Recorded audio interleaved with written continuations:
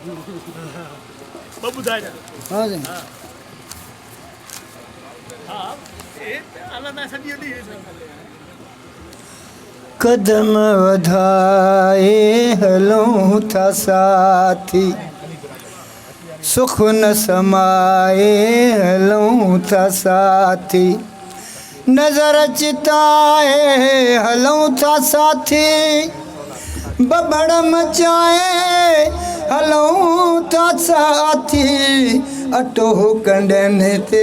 अजायो हारियूं पलाल वारी छो बाहे ॿारियूं असांजी मंज़िल अञा ॻिया रिंदल जी महफ़िल अञा ॻिया कदम वधाए हलूं था साथी वॾा वॾा मेड़ मोमिननि जा लखनि में आलिम पढ़नि था खुतबा सॾाए सूफ़ी हणनि था नारा अॾाया पीरनि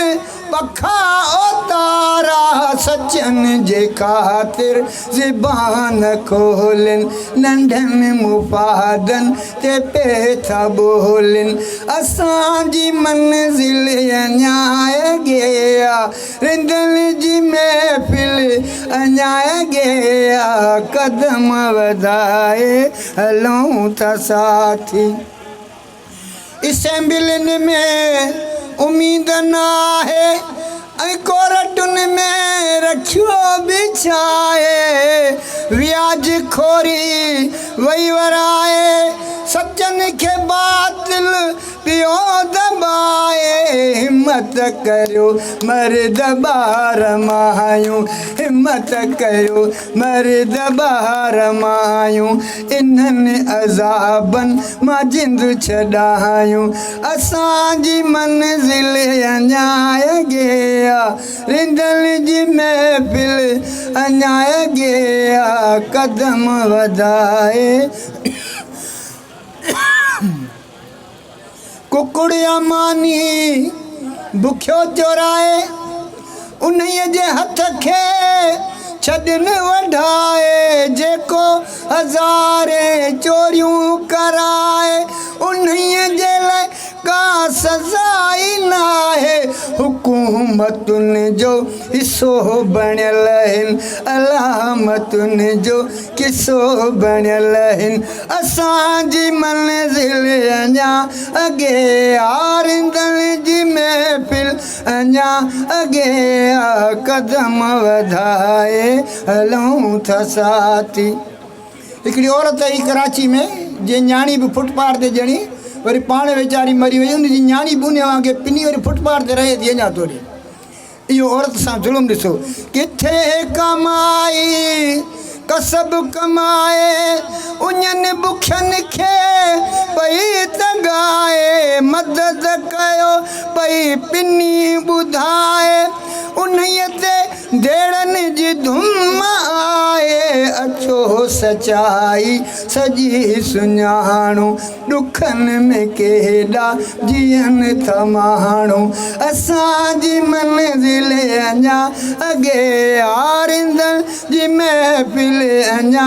अॻिया कदम वधाए हलूं था साथी ॾुखी ॾुखनि में आसिंधु सारी धाड़ियल धूता विड़नि चौधारी हज़ारों सालन का जंग जारी सदाए मुस्लिम ताकन गदारी अचो सिगो आज पे के मारियूं जिन्हनि भूतनि जूं छॾियूं कहाणियूं असांजी मंज़िल अञा अॻिया और दिल जी महफ़िल अञा अॻिया कदम वधाए हलूं था साथी वतन जे आज़ाद पंहिंजो थी पए चमन ही आबाद पंहिंजो थी पए अमन इतिहाद पंहिंजो थी पए सहन ही सरशाद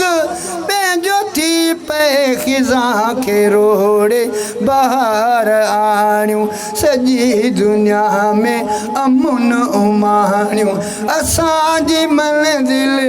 अञा अॻे और दिल जी महफ़िल अञा अॻे आ कदम वधाए हलूं था साथी अंधनि अक़ीदनि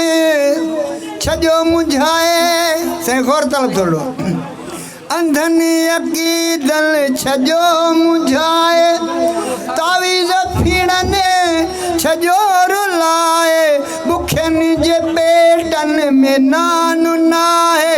अल्लाह ताला सभु छॾनि लुटाए बेरोज़गारी जी बाहि भड़कियल वणनि में लाशा ॾिसूं था लड़कियल असांजी मंज़िल अञा अॻे आ कदम वधाए हलूं था साथी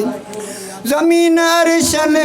ते विख वधायूं जदीद तहक़ीक़ खे पिरायूं मिटीअ मंझां सोन चांदी ठाहियूं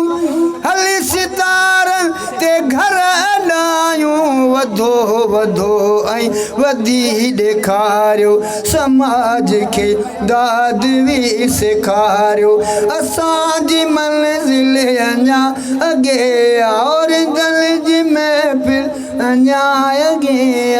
कदम